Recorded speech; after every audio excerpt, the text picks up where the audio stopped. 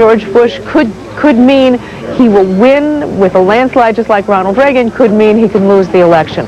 There's a lot that can happen between now and then. Do you have any numbers at all that indicate that the public is spreading around the blame? That is to say, do they blame Congress as well, or Democrats at all, or is this strictly a buck stops here blame of the economy on the president? Well, there are indications from other surveys that tell us that Congress has its own problems, and that Americans are somewhat likely to blame Congress and Democrats as they are to blame George Bush. But one of the things that seems to happen is that focus does come down to the executive in charge.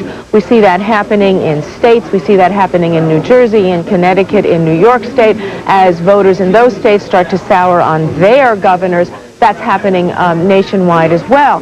I should also point out that the interviewing for this poll was done last Monday through Friday during what might be described as one of the worst weeks of the Bush presidency, where there was a lot of speculation about whether or not this administration had an economic policy.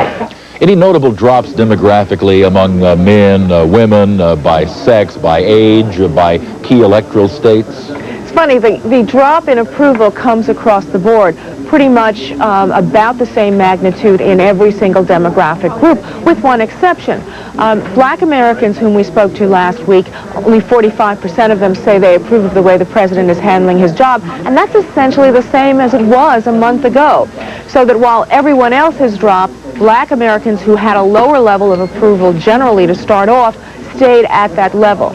But, you know, it's worth noting what the differences are demographically in evaluating George Bush, because there are quite sizable ones.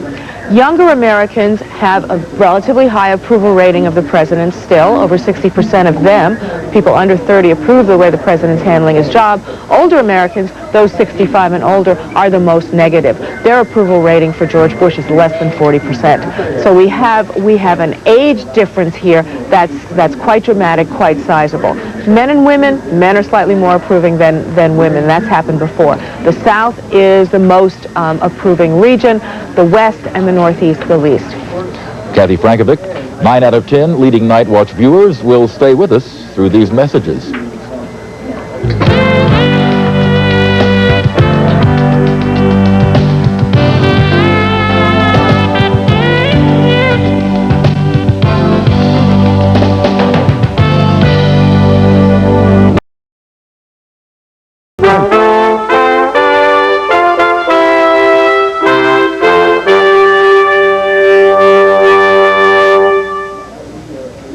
We're talking with Kathy Frankovic, director of CBS Surveys, about the dramatic drop in the approval rating for President Bush from 67% rather, down to 51% in the latest poll, and also the fact that it would be virtually a dead heat, George Bush running against a Democrat. Of course, George Bush, Kathy, does not have to run against the generic notion of a Democrat. George Bush will run against a specific flesh and blood Democrat identity yet to be determined. That does make a difference, doesn't it? It sure does. Questions like Bush versus a Democrat, or do you think you'll vote for Bush in 1992, are important, and they're used by political consultants and advisors to start worrying about if an incumbent is dropped below 50%, and that's the case with George Bush. But the Democratic crowd of contenders is at the moment, 6 unknowns running against each other. When we ask Democrats who they'd like to see win the Democratic nomination, we find that 56% of them say, I don't know. And that's a little shocking this close to the first contest in Iowa, which is only 11 weeks away. There have been polls that suggest that once you name an opponent for George Bush at this point, George Bush can still beat a named Democrat. We've seen that in polls that pit George Bush against Mario Cuomo, who could conceivably join the Democratic horse race. We also see that in all polls that pit George Bush against any of the current crop of Democratic contenders. But again, that's in part because most of the Democrats who are running for the presidency, who've announced, are unknown. No one has formed an opinion about them yet. Obviously, as the campaign goes on and people start paying attention to individuals, their negatives are going to be weighed against George Bush's positives and negatives in the minds of the voters. I see former California Governor Jerry Brown is still leading the pack, which he did in the previous poll as well. Is that that Brown and his anti-establishment campaign has touched a nerve, or is this residual name recognition from the 76 campaign? This is Jerry Brown, who's a known quantity, or at least if not a totally known quantity, is better known than any of the other Democratic candidates. Among those people who've chosen, 11% name Jerry Brown. They select Jerry Brown. That's a really small number to have if you're the front runner. And then we drop down to a whole host of Democrats at 8, 7, and 6 percentage points, essentially grouped. Let's drop in a name that has very much been in the headlines of late, David Duke, the man who ran such a strong race for governor of Louisiana until the final vote, of course, when he was swamped by Edwin Edwards, but also ran a very credible race earlier against perhaps the most popular politician in Louisiana, Senator Bennett Johnston. This is a man to be reckoned with, and now there is talk that he might possibly challenge President Bush in some of the primaries coming up, possibly the Super Tuesday Southern primaries. Did your polling information indicate how well he might do? At this stage of the game, Americans are saying, we don't like David Duke. He is better known than any of the Democrats who've announced for the presidency, which I suppose is an accomplishment, given that he's just run a losing race for governor of Louisiana. But when we ask whether the opinion of David Duke is favorable or unfavorable, by about 6-1, Americans say it's unfavorable. I mean, this is a negative evaluation. Would they vote for him? Would they even consider voting for him? Well, only 9% of registered voters said they would consider voting for David Duke. That number isn't much different for Republicans or Democrats.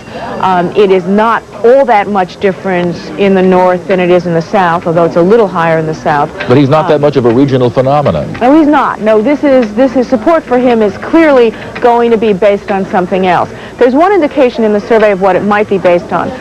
When we look at those people who currently have had, either now or in the last year, have had a member of their family out of work and actively looking for a job, 70% of those people say they'd consider voting for David Duke, and that's about twice as many as the public overall. So there's more support from that group of economically hurting people, and that makes some sense because we know that in the state of Louisiana, David Duke did much better with those people, those white voters at the lower end of the economic scale than those at the upper end. Let's go back to George Bush's strong suit foreign policy. There has been some speculation now in some media reports that the administration may be trying to increase the pressure, or if not pressure, at least the enticements of the Iraqi people to get rid of Saddam Hussein.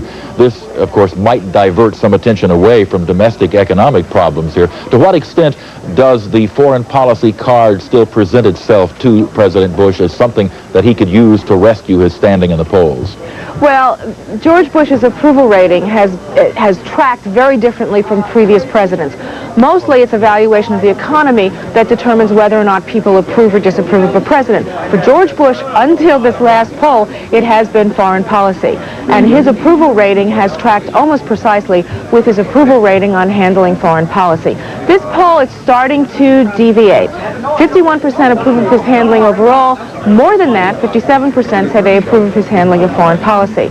Now, I mean, it's starting to move apart. It hasn't totally moved apart. It may never move apart because there is this residual, as you've noted, residual liking for what he's done vis-a-vis other countries. Does it mean that there's going to be another foreign policy initiative? I certainly couldn't speculate on that. Thank you very much. Kathleen Frankovic, who is Director of Surveys for CBS News. Stay with us. Night Watch will continue after these messages.